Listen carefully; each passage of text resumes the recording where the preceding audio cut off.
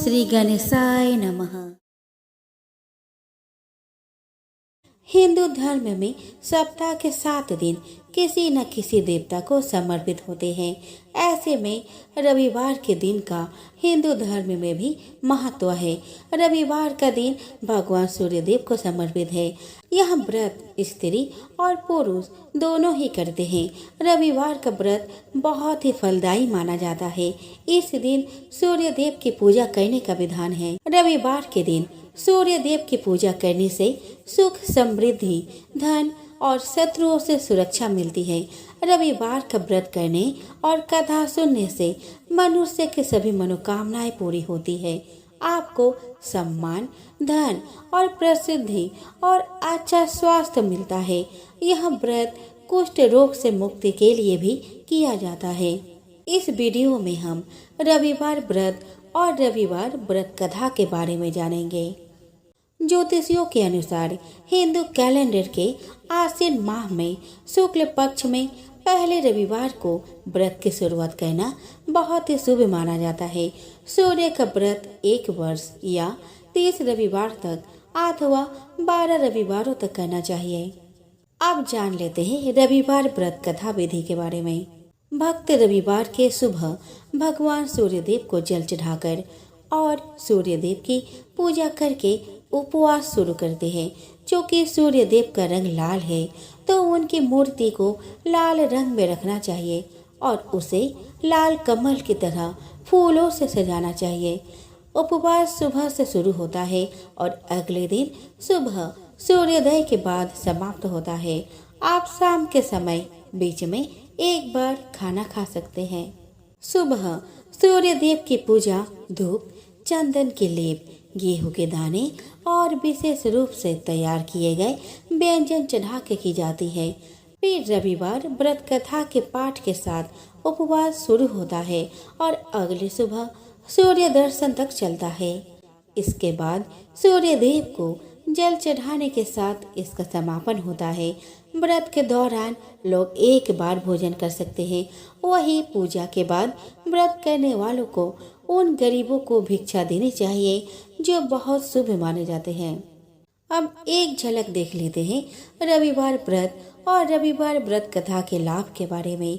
तो रविवार व्रत और रविवार व्रत कथा भगवान सूर्य को समर्पित है। रविवार व्रत और रविवार व्रत कथा रखने वाले व्यक्ति को भगवान सूर्य सम्मान, शक्ति और पद प्रदान करते हैं। व्रत दुश्मनों और प्रतिद्वंदियों पर जीत हासिल करने में भी मदद करता है। इस दिन भक्त लाल रंग के कपड़े पहनते हैं।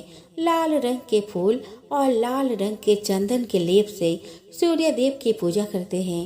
भक्त नमक, तेल और तले हुए भोजन से भी परहेज करते हैं। यह भी माना जाता है कि रविवार व्रत और रविवार व्रत कथा करने से कुष्ठ, दाद और आंखों की छाले जैसे चर्म रोगों से बचाव होता है। पौराणिक कथाओं के अनुसार प्राचीन काल के समय एक बुढ़िया थी। वह नियमित रूप से रविवार के व्रत किया करती थी। रविवार के दिन सूर्योदय से पहले उठकर बुढ़िया स्नान लेकर सभी काम निपटाने के बाद आंगन को गोबर से लीपकर स्वच्छ करती।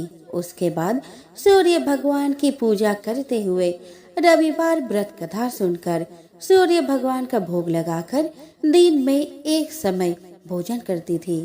तत्पश्चात सूर्य भगवान की कृपा से बुढ़िया के जीवन में किसी प्रकार की चिंता एवं कष्ट नहीं था। धीरे धीरे उसका घर धन धान्य से भर रहा था। उस बुढ़िया को सुखी होते देख उसकी पड़ोसन उससे जलती थी। बुढ़िया ने कोई गाय नहीं पाल रखी थी। इसी कारणवश वह अपने पड़ोसन के आंगन में बंधी गाय का गोबर घर लाती थी।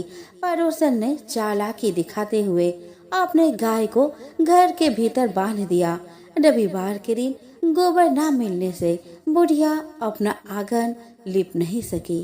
आंगन में लिपाई न होने के कारण उस बुढ़िया ने सूर्य भगवान को भोग नहीं लगाया और उस दिन खुद भी भोजन ग्रहण नहीं किया।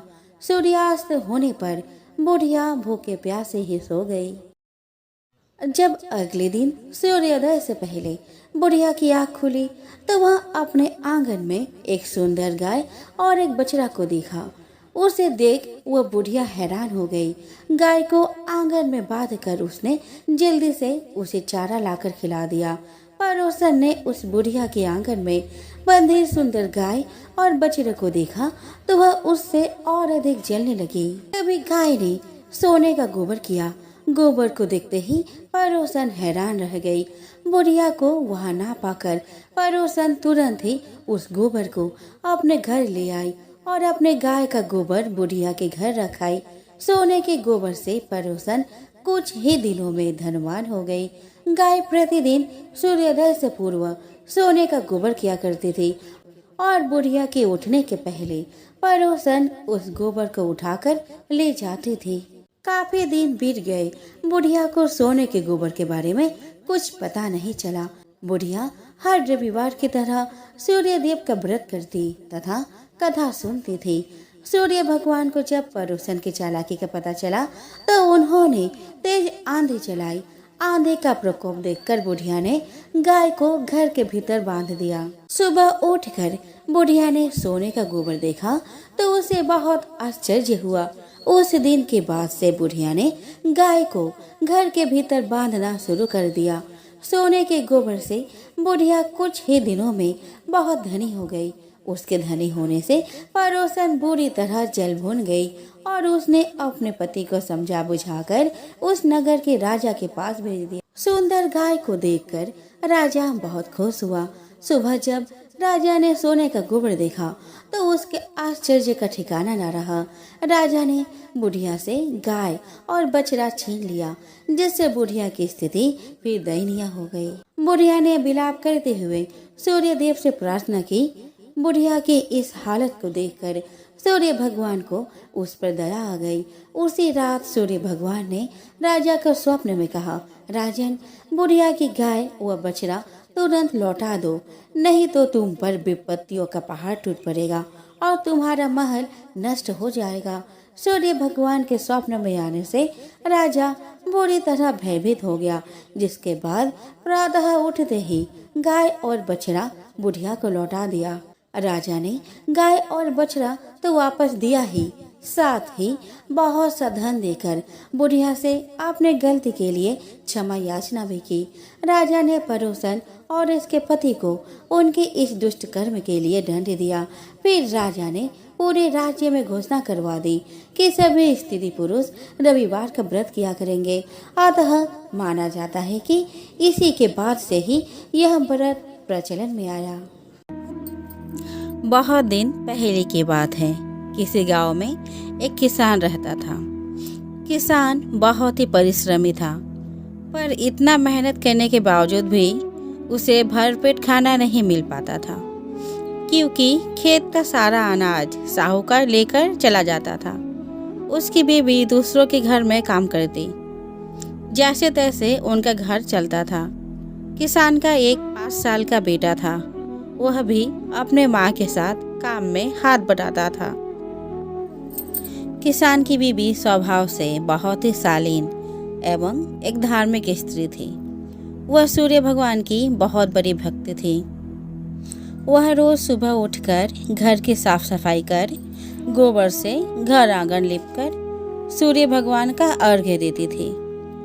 उसके बाद वह काम करने जाती थी। दरिद्र होने के बावजूद भी उनका सूर्यदेव के प्रति श्रद्धा और भक्ति कभी नहीं कम हुई। एक दिन की बात है, जब किसान खेत पर काम करने जा रहा था, रास्ते में एक घटना हो गई, जिसके वजह से किसान की हालत बहुत खराब हो गई। शरीर खराब होने की वजह से वह काम करने नहीं पा रहा था। पैसों के अभाव में किसान का हालत बहुत ही खराब होता जा रहा था। उसकी बीवी अपने बेटे के साथ साहूकार के घर पति के इलाज के लिए पैसे मांगने गई। साहूकार ने पैसे देने से मना कर दिया और झिझलाकर बोला, पैसे क्या पेड़ में उगते हैं? चले आते हैं मुख लटका कर पैसे मांगने। किसान की बीवी ने उसके पैर पकड़े, पर साहूकार ने एक बात ना सुनी। किसान के बेटे के मन में एक बात बैठ गई। उसके मन में इस बात का गहरा असर पड़ा। उसने नादानी में ही घर के आंगन में एक खोटा सिक्का को बो दिया। दिन बीतने के साथ साथ किसान के घाव भी ठीक हो रहे थे। उसकी बीबी पहले के जैसे ही सुबह घर साफ कर, गोबर से आंगन लिपकर, नहा धोकर सूर्य भगवान को अर्घ्य देती और फिर काम करने चली जाती। उसके 5 साल का बेटा अपने बाप का ध्यान रखता। देखते ही देखते 2 महीने बीत गए।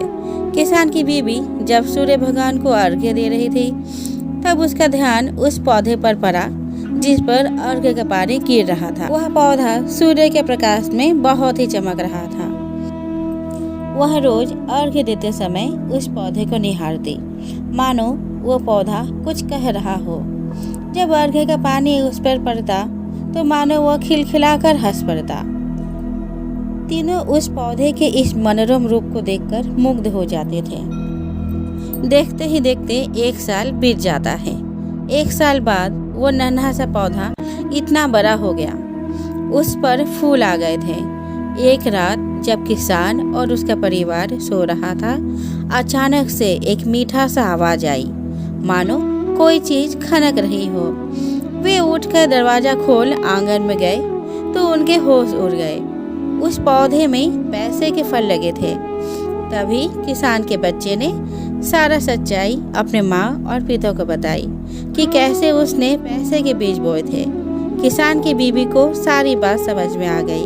उसने सूर्य भगवान के सत सत नमन की और बोली, हे सूर्य भगवान, आपकी लीला अपरंपार है। जैसे आपने हमारे दुख दर्द कम किए, ठीक वैसे ही दुनिया के सारे निर्धनों के दुख दूर करें।